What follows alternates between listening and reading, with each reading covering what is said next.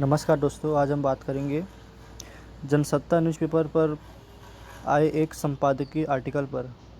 दोस्तों, जनसत्ता में एक आर्टिकल आया है आज के पेपर में कि चीन पर अमेरिका का नया दांव। तो आइए हम इस संपादकीय को पढ़ते हैं। इसमें बताया जा रहा है कि चीन को रोकने के लिए अमेरिका की हिंद प्रशांत आर्थिक ढांचे की नई रणनीति प्रभावकारी तो लगती है, लेकिन इसमें विरोधाभास भी कमी नहीं है। यानी कि जब अभी कुछ दिन पहले हमारे भारत के प्रधानमंत्री श्री नरेंद्र मोदी जी जापान गए थे और वहाँ पर स्क्वाड के देशों का एक मीटिंग हुआ था। स्क्वाड दोस्तों 4 देशों का एक समूह है। इसमें भारत, जापान, अमेरिका और ऑस्ट्रेलिया के देश शामिल हैं। तो इस पर चीन और अमेरिका को लेकर नोकझोंक हो रही है स्क्वाड की मीटिंग को लेकर।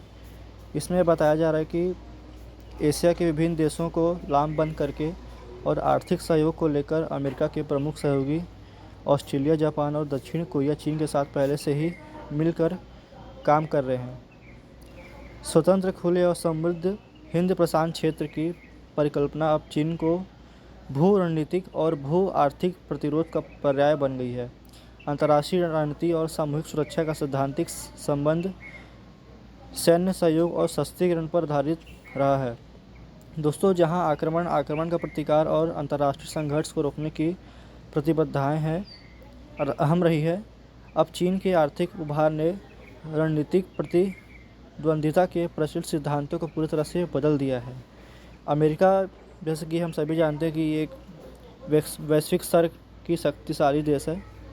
दोस्तों, अमेरिका वैश्विक स्तर पर बढ़ते चीन के प्रभाव को नियंत्रित करना चाहता है, क्योंकि उसे ये खतरा है कि अगर चीन अमेरिका के स्थान पे आ जाता है सुपर पावर पर, तो अमेरिका को कहीं न कहीं प्रॉब्लम होगा ही, क्योंकि अमेरिका वैश्विक स्तर पर बढ़ते चीन के प्रभाव को नियंत्रित और संतुलित करने के लिए मजबूत आर्थिक और व्यापारिक नीतियों पर आधारित व्यवस्था को तरजीह दे रहा है। इसमें केंद्र में हिंद प्रशांत महासागर का क्षेत्र है। दोस्तों, सभी आप जानते हैं कि जो हिंद प्रशांत महासागर का क्षेत्र है, वहाँ से विश्व के अधिकतर व्यापार वहीं से होते हैं। चूँकि हिंद प्रशांत महाक्षेत्र में जो देश बसे हुए हैं, इसमें अमेरिका तो अटलांटिक प्रशांत महासागर के क्षेत्र में बसा है, लेकिन भारत, ऑस्ट्रेलिया, जापान ये हिंद प्रशांत महासागर के निवासरत देशों में से एक है।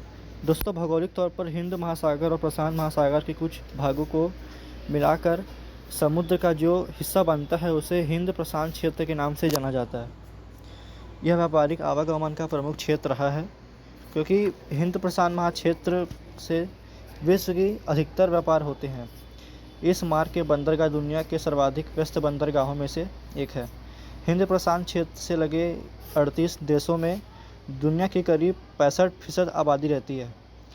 आसियान की आर्थिक भागीदारियाँ असीम खनिज संसाधनों पर चीन की नज़र बहुत ही पहले से ही गड़ी हुई है और कई देशों के बंदरगाह पर कब्जा करने की चीन की सामरिक नीति और स्क्वाड की रणनीति साझेदार इस क्षेत्र की प्रमुख रणनीतिक और सामरिक प्रतिद्वंद्विता से जुड़े मुद्दे हैं। दोस्तों, जबकि आप सभी जानते हैं कि जो श्रीलंका है, श्रीलंका जो कि भारत के नीचे है, दक्षिण में द्वीपीय देश है। श्रीलंका पर चीन ने अपना निवेश कर रखा है और वहाँ के जो बंदरगाह हैं उस पर अपना कब्जा कर लिया है। तो चीन चाह रहा है कि वो अधिक से अधिक देशों को कर्ज दे और उनके बंदरगाहों को अपने नियंत्रण में ले, जिससे कि वह व्यापार के क्षेत्र में अमेरिका को पछाड़े। दोस्तों, इन सब के बीच दुनिया के बाज़ार में चीन उत्पादकों की आपूर्ति आबाद तरीके से हो रही है, क्योंकि वैश्वीकरण की दीर्घकालीन और प्रभावकारी आर्थिक नीतियों का फ़ायदा उठाकर चीन ने अपनी सामरिक क्षमता का भी अभूतपूर्व विकास कर लिया है। क्योंकि चीन सभी देशों को अपने कर्ज में फंसाया जा रहा है और वो देश जब कर्ज नहीं चुका पा रहे हैं तो उन देशों के आर्थिक संसाधनों को, प्राकृतिक संसाधनों को अपने कब्जे में ले लिया है। इसका प्रत्यक्ष उदाहरण चीन, पाकिस्तान और श्रीलंका है। दोस्तों, पिछले कुछ वर्षों में चीन ने यूरोप के कई देशों को व्यापारिक और सहायता कूटनीति के जरिए राजनीतिक और आर्थिक रूप से प्रभावित किया है। उधर दक्षिण पूर्वी यूरोप में भी चीन का आर्थिक दबदबा बढ़ता जा रहा है। ये क्षेत्र अमेरिका और यूरोप की सुरक्षा के लिहाज से बेहद महत्वपूर्ण है, क्योंकि यही नहीं बाल्कन प्रायद्वीप स्थित है, यानी कि चीन नए सिल्क रूट के जरिए इस क्षेत्र के देशों में न केवल अपना रुतबा बढ़ा रहा है, बल्कि कई कूटनीति से उसने कई देशों पर अपना प्रभाव भी जमा लिया है। चीन का यह विस्तारवाद यूरोप की सुरक्षा की एक बड़ी चुनौती बनती जा रही है। इसलिए चीन विस्तारवाद के खतरों से निपटने के लिए अमेरिका हिंद प्रशांत क्षेत्र में घेर कर उसकी आर्थिक और सामरिक क्षमता को कमज़ोर करना चाहता है। दोस्तों, अमेरिका को लगता है कि चीन को नियंत्रित और संतुलित करने के लिए एशिया को कूटनीति के केंद्र में रखना होगा। बराक ओबामा, जो कि पहले अमेरिका के राष्ट्रपति हुए, इन्होंने डोनाल्ड ट्रंप के बाद अब बाइडेन भी इस नीति पर चल रहे हैं। अमेरिका रणनीतिक भागीदारी के साथ आर्थिक और कारोबारी नीतियों पर भी आगे बढ़ना चाहता है। इसलिए स्क्वाड के IPA की नींव रखी थी, जिसमें व्यापारिक सुविधाओं के साथ आपसी सहयोग को बढ़ाने पर जोर दिया जा रहा है। यह देखा गया कि चीन रणनीतिक रूप से जहाँ भी मजबूत होता जा रहा है, अमेरिका के लिए वह चुनौतीपूर्ण समझा जाता है, क्योंकि दोस्तों अब चीन खुले तौर पर अमेरिका को टक्कर देता आ रहा है और एशिया की केंद्रित नीति में जापान, दक्षिण कोरिया, थाईलैंड, फिलीपींस और ऑस्ट्रेलिया के सहयोग से चीन को चुनौती देने की प्रारंभिक नीति पर काम शुरू हुआ था। इस काम की शुरुआत अमेरिका ने की थी, लेकिन इसमें विरोधाभास भी कम नहीं है।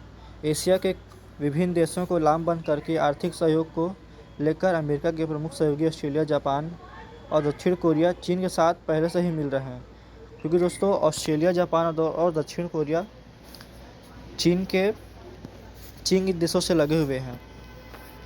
और ये RCEP भी ऐसा है कि आर्थिक सहयोग, रीजनल कॉम्प्रिहेंसिव इकोनॉमिक पार्टनरशिप यानी कि RCEP को विश्व का सबसे बड़ा व्यापार समझौता कहा जाता है, जो एशियाई देशों के बीच निवेश बढ़ाने, आयात करों में कमी कर और सदस्य देशों की अर्थव्यवस्था को साथ लाने को कृत संकल्पित होकर लगातार सहयोग पर आधारित व्यवस्था को पुख्ता कर रहा है। RCEP चीन का पहला बहुपक्षीय मुक्त व्यापार समझौता है, जिसमें दक्षिण कोरिया, जापान भी शामिल है। हालांकि इन दोनों देशों के साथ चीन के गहरे विवाद भी चल रहे हैं। ऐसे में अमेरिका की चुनौती कम नहीं है। पूर्वी राष्ट्रपति बराक ओबामा की पहल पर ट्रांस पैसिफिक पार्टनरशिप नाम का आर्थिक संगठन चीन का मुकाबला करने के लिए शुरू किया गया था, लेकिन साल 2017 में डोनाल्ड ट्रंप ने इस समझौते को बेकार बताकर अमेरिका को बाहर निकाल दिया। इसके बाद जापान के नेतृत्व में इसे CPTPP comprehensive and progressive agreement for trans Pacific partnership नाम दिया गया। चीन इस गठजोड़ में शामिल होना चाहता है। व्यापारिक मुद्दों पर अमेरिका और जापान भी, यानी कि व्यापारिक मुद्दों पर अगर देखा जाए तो चीन और अमेरिका के बीच कुछ मतभेद रहे हैं, क्योंकि चीन और अमेरिका के बीच हमेशा से ही व्यापार के संबंध में प्रतिस्पर्धा बढ़ती ही जा रही है। अब अमेरिका यह विश्वास दिला रहा है कि एशिया के दो कारोबारी गठजोड़ CPTPP और RCEP के उलट IPF में शुल्कों की दरें कम होंगी। उसके नेतृत्व में बनने वाले इस आर्थिक ढांचे के तहत अमेरिका आपूर्ति श्रृंखला की मजबूती और डिजिटल अर्थव्यवस्था पर रणनीति सहयोग चाहता है। दोस्तों, यह भी दिलचस्प वाली बात है कि IPF में सहयोग के खुलेपन को लेकर अमेरिका ने कोई स्पष्ट योजना नहीं रखी है, जबकि चीन मुक्त हस्त से सहयोग की नीति पर निरंतर काम कर रहा है। IPF में कुल 13 देश हैं, जिसमें America, Australia, Brunei, Bharat, Indonesia, Japan, दक्षिण Korea, Malaysia, New Zealand, Philippines, Singapore, Thailand और वियतनाम शामिल है। पर हैरानी की बात यह है कि इसमें अधिकांश देशों के बाजार पर चीन का दबदबा है। अब ऐसे में अमेरिका की बौखलाहट साफ सी है, क्योंकि दोस्तों अमेरिका एक सुपर पावर के नाम से जाना जाता है, और यदि अमेरिका के आर्थिक बाजार पर कोई देश अड़ंगा डालता है तो अमेरिका को इससे समस्या भी होगी। ये एक आम बात है। ऐसे में अमेरिका कैसे चीन पर शिकंजा कस पाएगा, यह बहुत बड़ा सवाल होता है। शायद चीन को रोकने के लिए दीर्घकालीन आर्थिक और सामरिक रणनीति पर काम करने की ज़रूरत है। इसके लिए अमेरिका को न केवल अपने मित्र और सहयोगी देशों का भरोसा जीतना होगा, बल्कि समान हितों पर आधारित व्यवस्था के साथ बढ़ना होगा।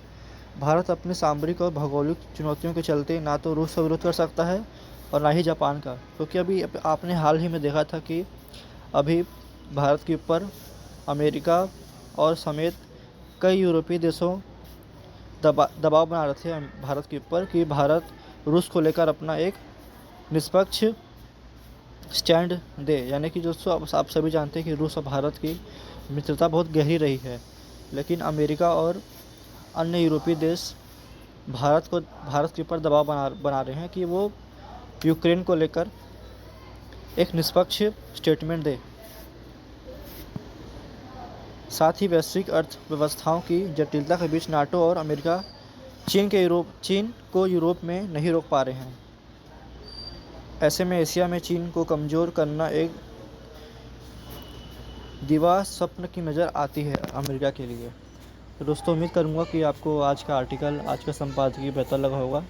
तो इसी तरह के आर्टिकल के लिए चैनल सब्सक्राइब करें। दोस्तों ये आर्टिकल कॉम्पिटिशन एग्ज़ाम के तहत यानी कि SSC, RRB, state PCS, UPSC के लिहाज से शायद महत्वपूर्ण है। तो ठीक है दोस्तों, इसी तरह की इन्फॉर्मेशन पाने के लिए, इसी तरह के आर्टिकल संपादकीय के लिए चैनल सब्सक्राइब करें। धन्यवाद।